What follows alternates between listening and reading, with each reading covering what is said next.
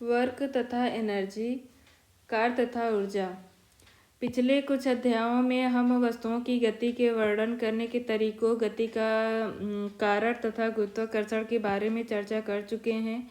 कार्य एक अन्य अवधारणा है जो हमें अनेक प्राकृतिक घटनाओं को समझने तथा उनकी व्याख्या करने में सहायता करती है। ऊर्जा तथा शक्ति का कार्य से निकट संबंध है। इस अध्याय में हम इन अवधारणाओं के बारे में अध्ययन करेंगे। सभी सजीवों को भोजन की आवश्यकता होती है। जीवित रहने के लिए सजीवों को अनेक मूलभूत गतिविधियां करनी पड़ती हैं। इन गतिविधियों को हम जैव प्रक्रम कहते हैं। इस प्रक्रमों के लिए ऊर्जा भोजन से प्राप्त होती है। कुछ अन्य क्रियाकलाप जैसे खेलने, पढ़ने, गाने, लिखने, सोचने, कूदने, दौड़ने तथा साइकिल चलाने के लिए भी हमें ऊर्जा की आवश्यकता होती है। कठिन क्रियाकलापों में अधिक ऊर्जा की आवश्यकता होती है। जंतु भी क्रियाकलापों में व्यस्त रहते हैं। उदाहरण के लिए वे कूद या दौड़ सकते हैं। उन्हें लड़ना पड़ता है, अपने शत्रुओं से दूर भागना पड़ता है, भोजन खोजना या आवास के लिए सुरक्षित स्थान खोजना पड़ता है। इसके अतिरिक्त कुछ जंतुओं को हम बोझा ढोने, गाड़ी खींचने तथा खेत जोतने के उपयोग में लाते हैं। इन सभी क्रियाकलापों के लिए ऊर्जा की आवश्यकता होती है। मशीनों के बारे में सोचिए। उन मशीनों की सूची बनाइए जिनका उपयोग आप करते हैं। उन्हें कार्य करने के लिए किस चीज़ की आवश्यकता होती है। कुछ इंजनों को पेट्रोल तथा डीजल की आवश्यकता होती है। सजीवों तथा मशीनों को ऊर्जा की आवश्यकता क्यों होती है। कार्य क्या है। हम अपने दैनिक जीवन में जिस रूप में कार्य शब्द का प्रयोग करते हैं और जिस रूप में हम इसे विज्ञान में उपयोग करते हैं, उनमें अंतर है। इस बात को स्पष्ट करने के लिए आइए कुछ उदाहरण पर विचार करें। कठोर काम करने के बावजूद कुछ अधिक कार्य नहीं।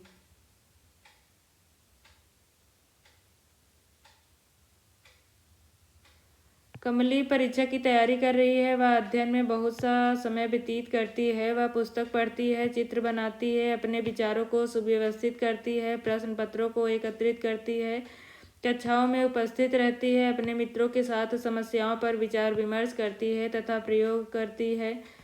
इन क्रियाकलापों पर वह बहुत सी ऊर्जा व्यय करती है। सामान्य बोलचाल में वह कठोर काम कर रही है। यदि हम कार्य को वैज्ञानिक परिभाषा के अनुसार देखें तो यह कठोर काम में बहुत थोड़ा कार्य सम्मिलित है। आप एक बहुत बड़े चट्टान को धकेलने के लिए कठोर परिश्रम कर रहे हैं। मान लीजिए आपके सारे प्रयत्नों के बावजूद चट्टान नहीं हिलती। आप पूर्णतः थक चुके हैं, तथापि आपने चट्टान पर कोई कार्य नहीं किया क्योंकि चट्टान में कोई विस्थापन नहीं हुआ। आप अपने घर पर एक भारी बोझा रखकर कुछ मिनट के लिए बिना हिले डुले खड़े रहते हैं। आप थक जाते हैं। आपने प्रयास किया तथा अपनी बहुत सी ऊर्जा व्यय की।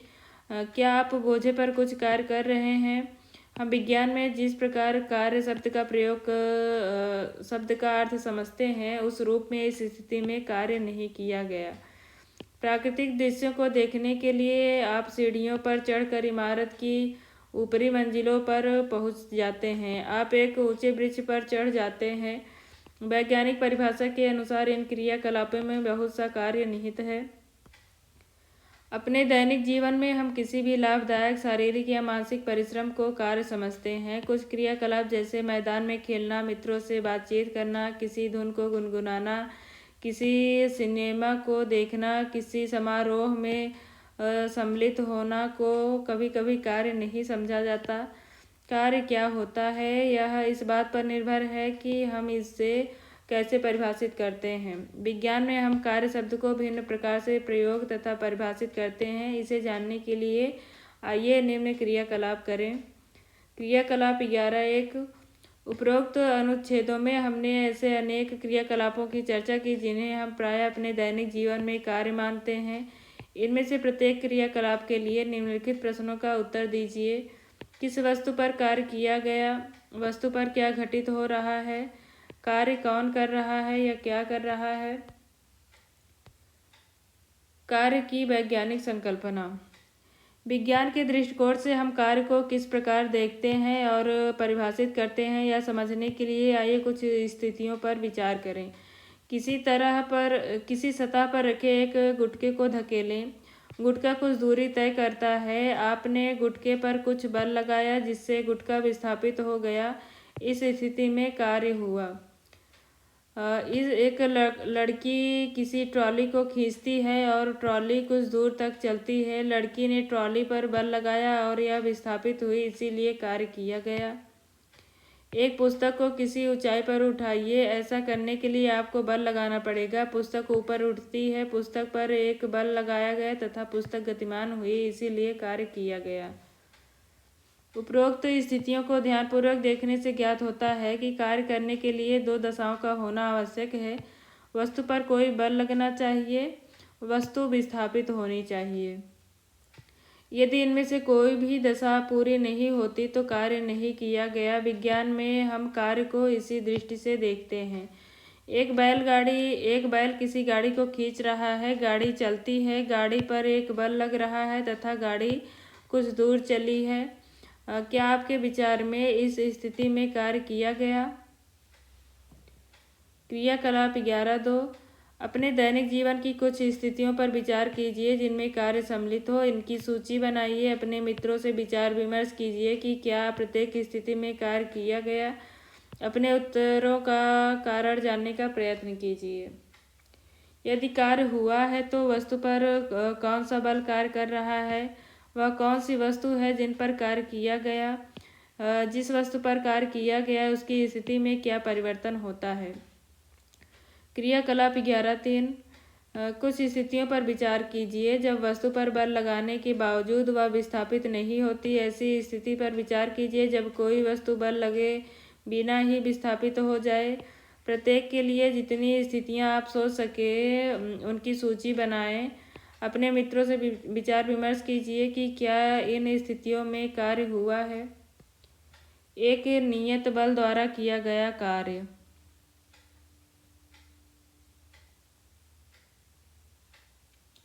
Work done by a constant force. विज्ञान में कार्य को कैसे परिभाषित किया जाता है, इसे समझने के लिए पहले हम उस स्थिति पर विचार करते हैं जब बल विस्थापन की दिशा में लग रहा हो। मान लीजिए किसी वस्तु पर एक नियत बल F कार्य करता है। मान लीजिए कि वस्तु बल की दिशा में इस दूरी विस्थापित हुई। मान लीजिए W किया गया कार्य है। कार्य की परिभाषा के अनुसार किया गया कार्य बल तथा विस्थापन के गुणनफल के बराबर होए, अर्थात किया गया कार्य W बराबर F फोर्स इंटू विस्थापन। F equal to F into S।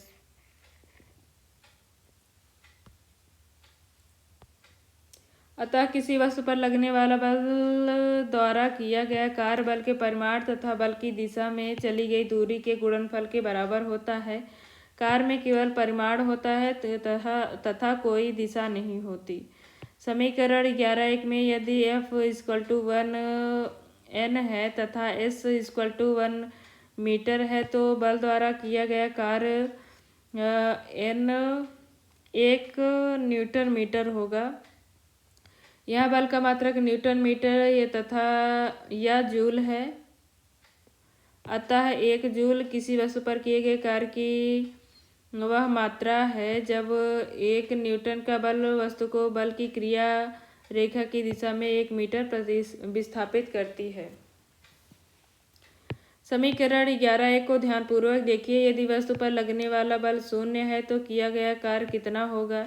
यदि वस्तु का विस्थापन 0 है तो किया गया कार्य कितना होगा?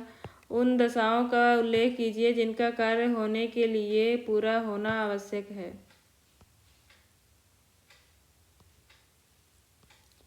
एक अन्य स्थिति पर विचार करें जिसमें बल तथा विस्थापन एक ही दिशा में है। एक बच्चा किसी खिलौना कार को चित्र 11.4 में दर्शाए अनुसार धरती के समानांतर खींच रहा है।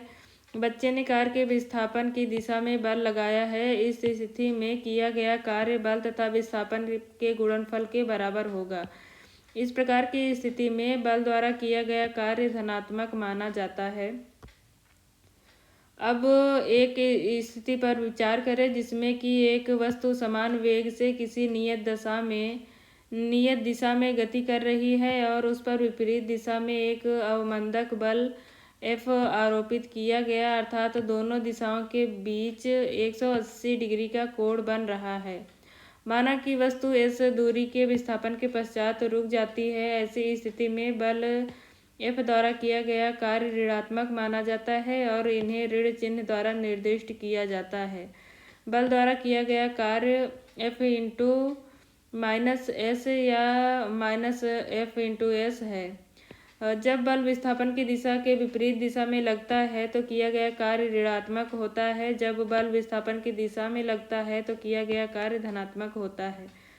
उपरोक्त विचार विमर्श से यह स्पष्ट है कि किसी बल द्वारा किया गया कार्य धनात्मक अथवा ऋणात्मक दोनों में से कोई एक हो सकता है। इसे समझने के लिए आइए निम्नलिखित क्रियाकलाप करें। क्रियाकलाप 11.4 किसी वस्तु को ऊपर उठाइए। आपके द्वारा वस्तु पर लगाए गए बल के द्वारा कार्य किया गया। वस्तु ऊपर की ओर चलती है। आपके द्वारा लगाया गया बल विस्थापन की दिशा में है, तथापि वस्तु पर गुरुत्वीय बल कार्यरत है। इनमें से कौन सा बल धनात्मक कार्य कर रहा है, कौन सा बल ऋणात्मक कार्य कर रहा है, कारण बताइए।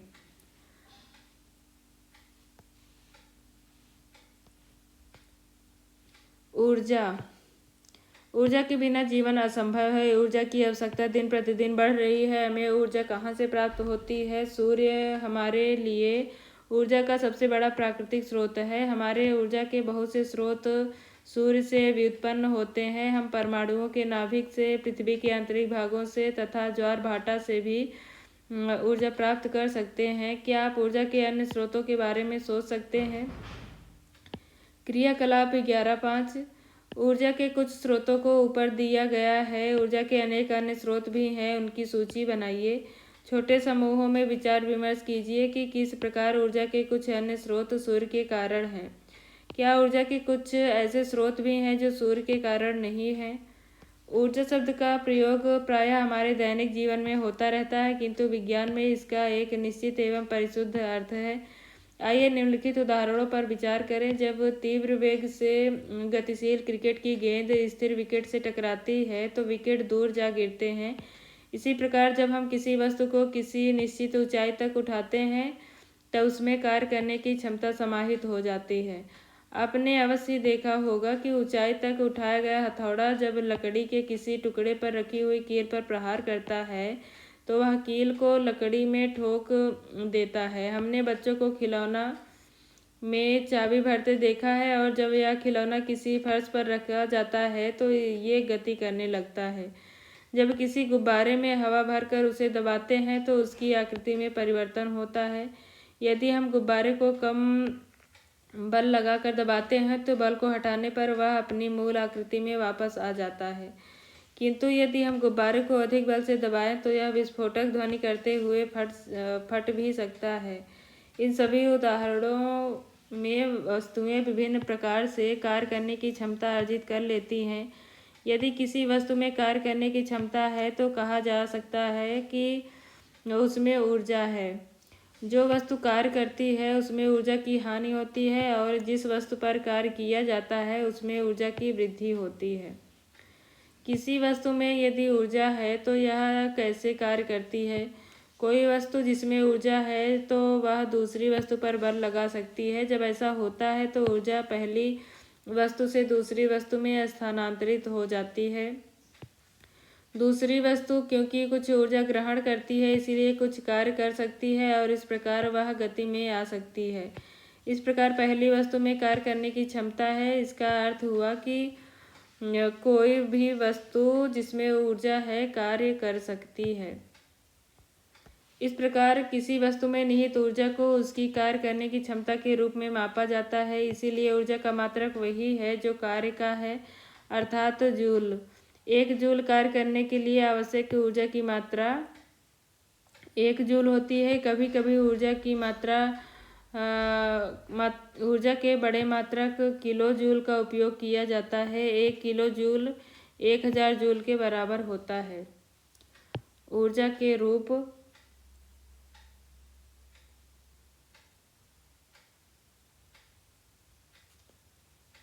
Forms of energy. सौभाग्य से जिस संसार में हम रहते हैं उसमें ऊर्जा अनेक रूपों में विद्यमान है। विभिन्न रूपों में स्थितिज ऊर्जा, गतिज ऊर्जा, ऊष्मीय ऊर्जा, रासायनिक ऊर्जा, विद्युत ऊर्जा तथा प्रकाश ऊर्जा सम्मिलित हैं। अर्थात इसमें शामिल है मैकेनिकल एनर्जी जिसे potential energy plus kinetic energy शामिल है, heat energy, chemical energy, electrical energy तथा लाइट एनर्जी। इसे सोचिए, आप कैसे ज्ञात करेंगे कि कोई सत्ता वस्तु जिसका अस्तित्व है ऊर्जा का रूप है? अपने मित्रों तथा अध्यापकों से विचार विमर्श कीजिए। जेम्स प्रेस्कॉट जूल एक प्रतिभाशाली ब्रिटिश भौतिक विज्ञानी थे। जेम्स प्रेस्कॉट जूल वे अपने विद्युत तथा ऊष्मागतिकी के अनुसंधानों के लिए विशेष रूप से प्रसिद्ध हुए। अन्य विचारों के अतिरिक्त उन्होंने विद्युत के ऊष्मीय प्रभाव के बारे में नियम बनाया। उन्होंने ऊर्जा संरक्षण नियम को प्रयोगात्मक रूप से सत्यापित किया तथा ऊष्मा के यांत्रिक तुल्यक के मान की खोज की। ऊर्जा तथा कार्य के मात्रक का नाम जूल उन्हीं के सम्मान में रखा गया है। गतिज ऊर्जा, काइनेटिक एनर्जी। क्रियाकलाप 11 एक भारी गेंद लीजिए, इसे रेत की मोटी परत पर गिराइए। गीले रेत की सतह अच्छा कार्य करेगी। गेंद को रेत पर लगभग 25 सेंटीमीटर की ऊंचाई से गिराइए। गेंद रेत में एक गर्त बना देती है। इस क्रियाकलाप को 50 सेंटीमीटर, 1 मीटर तथा 1.5 मीटर की ऊंचाई से गेंद को गिरा कर दोहराइए।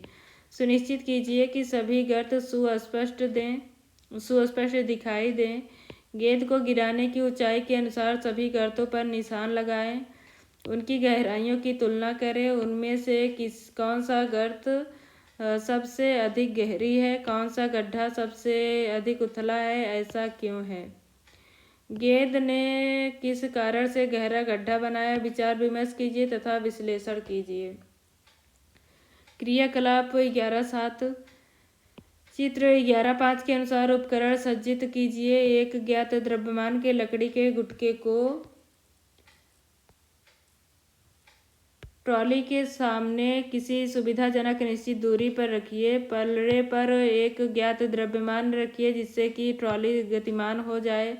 ट्रॉली आगे चलती है तथा लकड़ी के गुटके से टकराती है।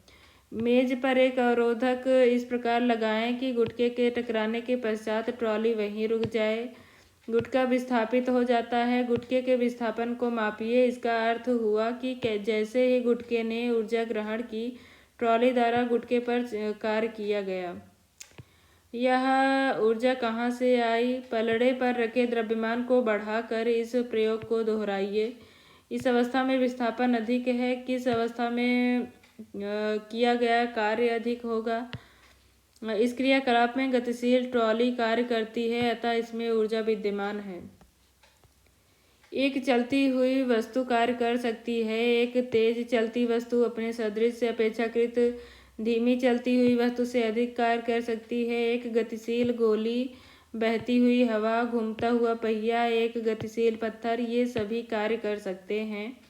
गोली लक्ष्य को कैसे भेद पाती है? बहती हुई हवा पवन चक्की की पंखुड़ियों को कैसे घुमा पाती है? गतिशील वस्तुओं में ऊर्जा होती है। गिरता हुआ नारियल, गतिशील कार, लुढ़कता हुआ पत्थर, उड़ता हुआ हवाई जहाज, बहता हुआ पानी, बहती हुई हवा, दौड़ता हुआ खिलाड़ी आदि सभी में गतिज ऊर्जा विद्यमान है। संक्षेप में, किसी वस्तु में उसकी गति के कारण निहित ऊर्जा को गतिज ऊर्जा कहते हैं। किसी वस्तु की गतिज ऊर्जा उसकी चाल के साथ बढ़ती है। किसी गतिशील वस्तु में उसकी गति के कारण कितनी ऊर्जा निहित होती है? परिभाषा के अनुसार हम कह सकते हैं कि किसी निश्चित वेग से गतिशील वस्तु को गतिज ऊर्जा उस वस्तु पर इस वेग को प्राप्त करने के लिए किए गए कार्य के बराबर है। आइए अब किसी वस्तु की गतिज ऊर्जा को एक समीकरण के रूप में व्यक्त करें। मान लीजिए द्रव्यमान की एक वस्तु एक समान वेग u से गतिशील है। अब मान लीजिए जब हम इस पर एक नियत बल F विस्थापन की दिशा में लगता है तो वस्तु s दूरी तक विस्थापित हो जाती है। समीकरण 11 से किया गया कार्य WFS के बराबर है। वस्तु पर किए गए कार्य के कारण इसके वेग में परिवर्तन होगा। मान लीजिए कि इसका वेग u से v हो जाता है। मान लीजिए उत्पन्न हुए त्वरण का मान a है।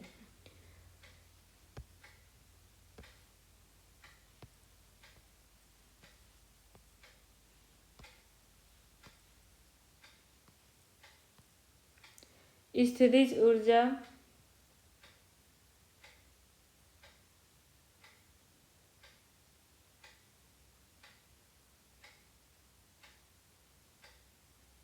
Potential energy. एक रबर बैंड लीजिए, इसके एक सिरे को पकड़कर दूसरे सिरे से खींचिए, छल्ला खींच जाता है। छल्ले के एक सिरे को छोड़िए, क्या होता है? छल्ला अपनी प्रारंभिक लंबाई प्राप्त करने का प्रयत्न करेगा। स्पष्ट है कि छल्ले ने अपनी खींची हुई स्थिति में कुछ ऊर्जा उपार्जित कर ली है। खींचने पर यह ऊर्जा किस प्रकार उपार्जित कर लेता है? क्रियाकलाप 11.9। एक स्लिंग लीजिए, निम्न चित्र में दर्शाए अनुसार अपने मित्र से इसके एक सिरे को पकड़ने के लिए कहिए। आप दूसरे सिरे को पकड़िए तथा अपने मित्र से दूर जाने के लिए कहिए। स्लिंग अर्थात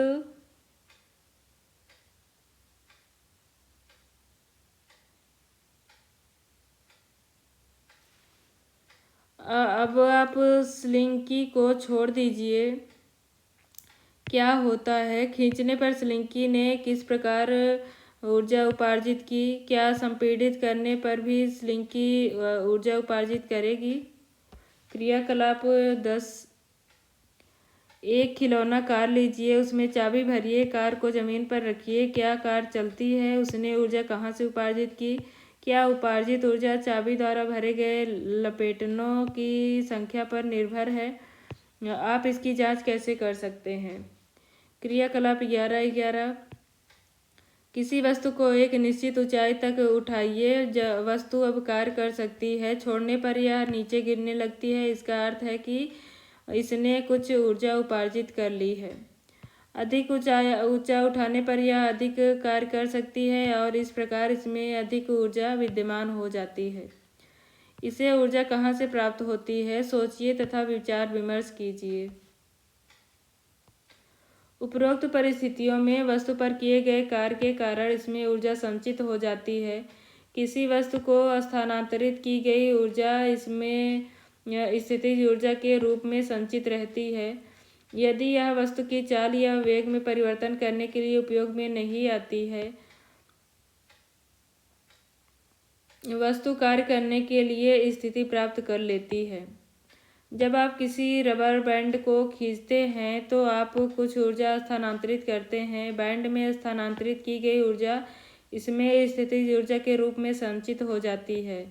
किसी खिलौना कार से चाबी भरते समय आप कार्य करते हैं। इसके अंदर कमानी में स्थानांतरित की गई ऊर्जा स्थितिज ऊर्जा के रूप में संचित हो जाती है। किसी वस्तु द्वारा इसकी स्थिति अथवा विन्यास में परिवर्तन के कारण प्राप्त ऊर्जा को स्थितिज ऊर्जा कहते हैं। क्रियाकलाप 11.12।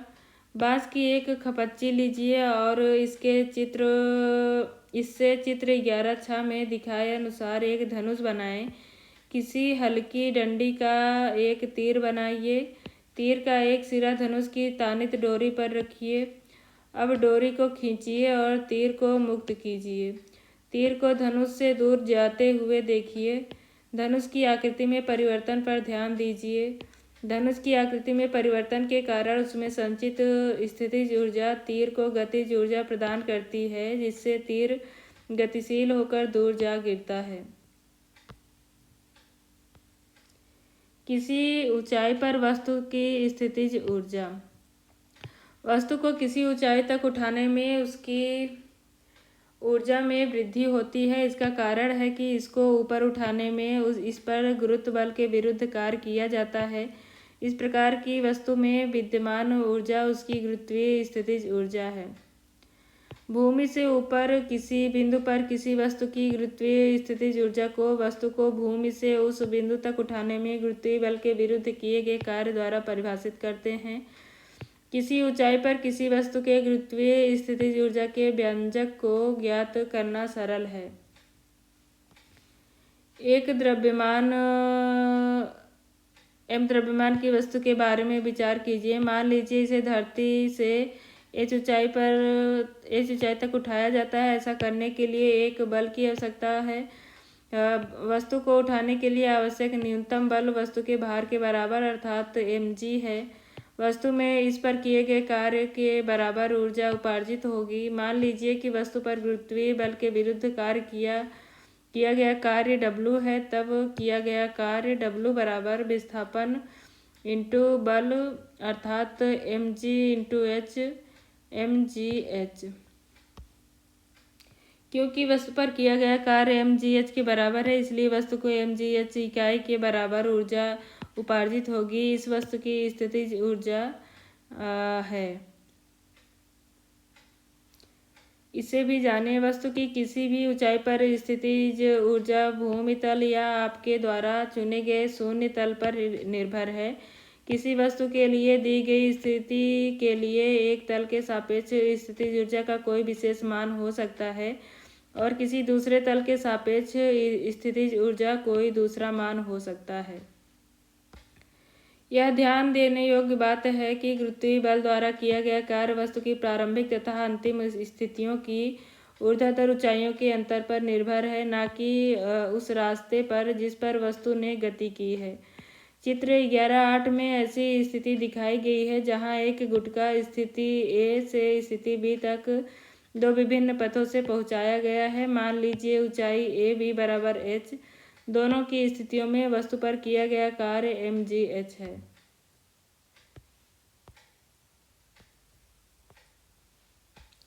क्या ऊर्जा के विभिन्न रूप परस्पर परिवर्तनीय हैं? क्या हम ऊर्जा का एक रूप से दूसरे रूप में रूपांतरण कर सकते हैं? प्रकृति में हमें ऊर्जा रूपांतरण के अनेक उदाहरण देखने को मिलते हैं। क्रियाकलाप 11-13। छोटे समूहों में बैठिए। प्रकृति में ऊर्जा रूपांतरण की विभिन्न विधियों पर विचार कीजिए। अपने समूह में निम्न प्रश्नों के बारे में विचार विमर्श कीजिए। पहला, हरे पौधे खाना कैसे बनाते हैं? दूसरा, उन्हें ऊर्जा कहाँ से प्राप्त होती है? तीसरा, वायु एक स्थान से दूसरे स्थान को क्यों बहती है? चौथा, कोयला तथा पेट्रोलियम जैसे ईंधन कैसे बने हैं? किस प्रकार के ऊर्जा रूपांतरण जल चक्र को बनाए रखते हैं? क्रियाकलाप 14। अनेक मानव क्रियाकलापों तथा हमारे द्वारा उपयोग किए जाने वाले जुगातों में ऊर्जा स्थानांतरण सम्मिलित है। इस प्रकार के क्रियाकलापों तथा जुगतों की एक सूची बनाइए। प्रत्येक क्रियाकलाप या जुगत में पहचानिए कि किस प्रकार का ऊर्जा रूपांतरण हो रहा है। ऊर्जा संरक्षण का नियम।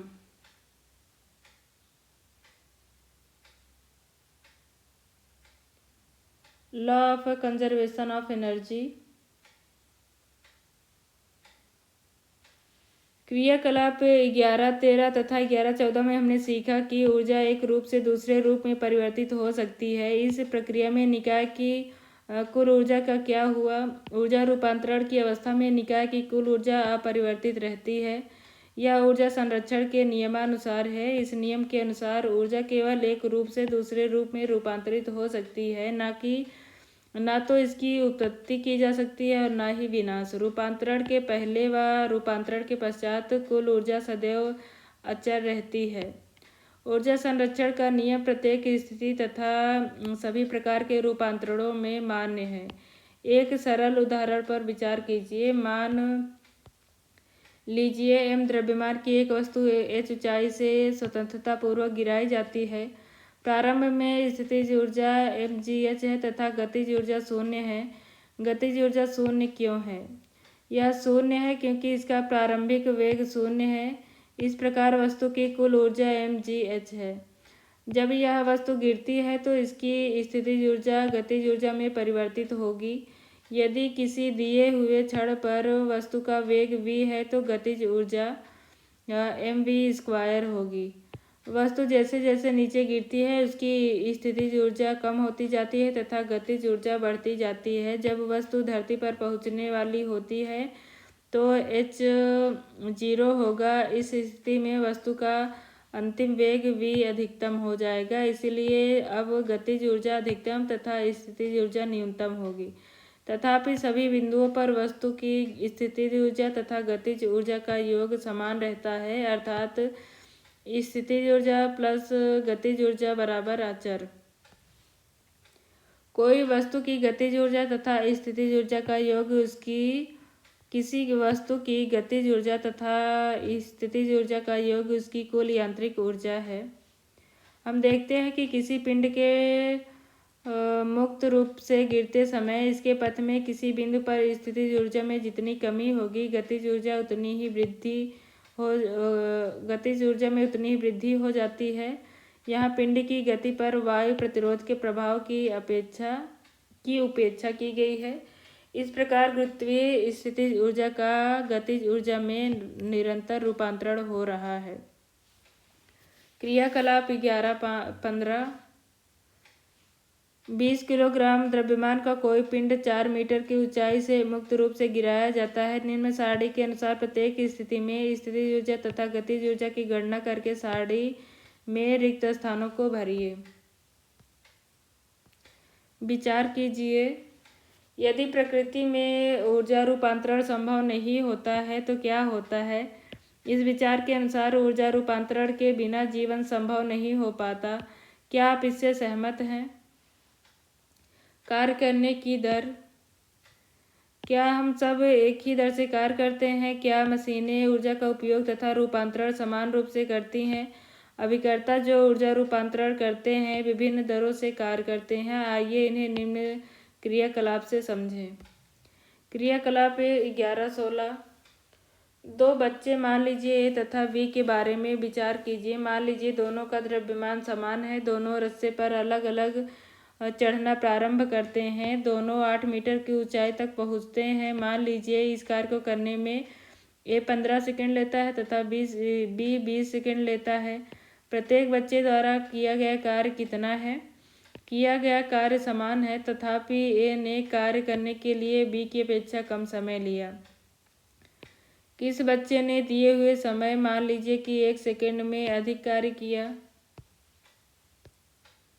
एक शक्तिशाली व्यक्ति किसी दिए हुए कार्य को अपेक्षाकृत कम समय में पूरा कर सकता है। अधिक शक्तिशाली वाहन कम शक्तिशाली वाहन की अपेक्षा हमें किसी यात्रा को कम समय में पूरी करा सकता है। हम मोटर बाइक तथा मोटर कार जैसी मशीनों की शक्ति के बारे में बात करते हैं। इन वाहनों के वर्गीकरण का आधार ये है कि ये कितनी तेजी से ऊर्जा परिवहन या कार्य करते हैं, ऊर्जा परिवर्तन या कार्य करते हैं। शक्ति किए गए कार्य की गति को मापती है, अर्थात कार्य कितनी शीघ्रता या देर से किया गया। शक्ति की परिभाषा इस प्रकार है, कार्य करने की दर या ऊर्जा रूपांतरण की दर को शक्ति कहते हैं। यदि कोई अभिकर्ता या एजेंट t समय में w कार्य करता है तो शक्ति का मान होगा शक्ति बराबर कार्य बटा समय, अर्थात P = W/T। शक्ति का मात्रक वाट है तथा इसका प्रतीक W है।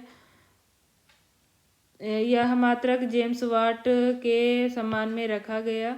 1 वाट उस अभिकर्ता की शक्ति है जो 1 सेकंड में 1 जूल कार्य करता है। हम यह भी कह सकते हैं कि यदि ऊर्जा के उपयोग की दर 1 जूल प्रति मीटर प्रति सेकंड हो तो शक्ति 1 W होगी, अर्थात 1 वाट होगी। 1 वाट बराबर 1 जूल प्रति सेकंड या इतना है। हम ऊर्जा स्थानांतरण की उच्च दरों को किलोवाट में व्यक्त करते हैं। 1 किलोवाट बराबर 1000 वाट और 1 किलोवाट बराबर 1000 वाट या 1000 जूल प्रति सेकंड। किसी अभिकर्ता की शक्ति समय के साथ बदल सकती है। इसका अर्थ है कि अभिकर्ता विभिन्न समय अंतरालों में विभिन्न दरों से कार्य कर सकता है। इसीलिए औसत शक्ति की अवधारणा लाभप्रद है। औसत शक्ति को हम कुल उपयोग की गई ऊर्जा को कुल दिए गए समय में विभाजित कर प्राप्त कर सकते हैं।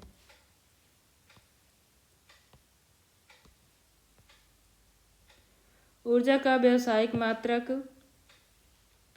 जूल ऊर्जा का कुछ बहुत छोटा मात्रक है, अतः यह ऊर्जा की बड़ी राशियों को व्यक्त करने के लिए असुविधाजनक है। इसीलिए हम ऊर्जा का एक बड़ा मात्रक उपयोग में लाते हैं जिसे किलोवाट घंटा कहते हैं।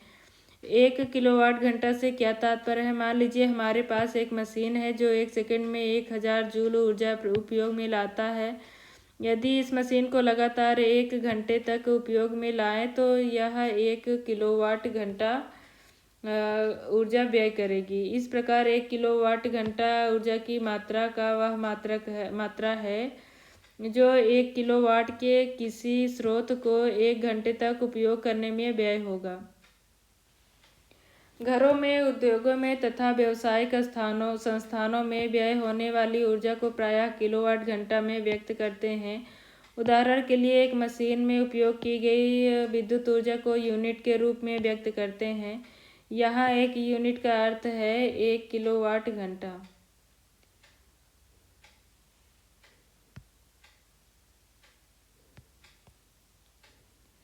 क्रियाकलाप 11-17। अपने घर में विद्युत परिपथ में लगे विद्युत मीटर को ध्यानपूर्वक देखिए। इसके लक्षणों का बारीकी से परीक्षण कीजिए। प्रतिदिन प्रातः तथा सायं 6:30 बजे मीटर का पाठ्यांक नोट करें। दिन के समय कितनी यूनिट व्यय होती है, रात के समय कितनी यूनिट व्यय होती है। इस क्रियाकलाप को लगभग 1 सप्ताह तक कीजिए। अपने प्रेक्षणों को सारणीबद्ध कीजिए। अपने आंकड़ों से निष्कर्ष निकालिए। अपने प्रेक्षणों की तुलना विद्युत के मासिक बिल में दिए गए विवरणों से कीजिए। आपने क्या सीखा? किसी पिंड पर किया गया कार्य उस पर लगाए गए बल के परिमाण व बल की दिशा में उसके द्वारा तय की गई दूरी के गुणनफल से परिभाषित होता है। कार्य का मात्रक जूल है, अर्थात 1 जूल बराबर 1 न्यूटन गुणा 1 मीटर। किसी पिंड का विस्थापन 0 है तो बल द्वारा उस पिंड पर किया गया कार्य 0 होगा। यदि किसी वस्तु में कार्य करने की क्षमता हो तो यह कहा जा सकता है कि उसमें ऊर्जा है। ऊर्जा का मात्रक वही है जो कार्य का है। किसी गतिमान पिंड में उसकी गति का कारण ऊर्जा को गतिज ऊर्जा कहते हैं। v वेग से गतिशील किसी m द्रव्यमान की वस्तु की गतिज ऊर्जा 1/2 mv² के बराबर होती है। वस्तु द्वारा उसकी स्थिति अथवा आकृति में परिवर्तन के कारण प्राप्त ऊर्जा को स्थितिज ऊर्जा कहते हैं। पृथ्वी के तल से h ऊंचाई तक उठाई गई किसी m द्रव्यमान की वस्तु की गुरुत्वीय स्थितिज ऊर्जा mgh होगी। ऊर्जा संरक्षण नियम के अनुसार ऊर्जा का केवल एक रूप से दूसरे रूप में रूपांतरण हो सकता है। इसकी ना तो उत्पत्ति की जा सकती है और ना ही विनाश। रूपांतरण के पहले व रूपांतरण के पश्चात कुल ऊर्जा सदैव अचर रहती है। प्रकृति में ऊर्जा विभिन्न रूपों में विद्यमान रहती है, जैसे गतिज ऊर्जा, स्थितिज ऊर्जा, ऊष्मीय ऊर्जा, रासायनिक ऊर्जा आदि। किसी वस्तु की गतिज तथा स्थितिज ऊर्जाओं के योग को उसकी कुल यांत्रिक ऊर्जा कहते हैं। कार्य करने की दर को शक्ति कहते हैं। शक्ति का ऐसा ही मात्रक वाट है। 1 वाट बराबर 1 जूल प्रति सेकंड है।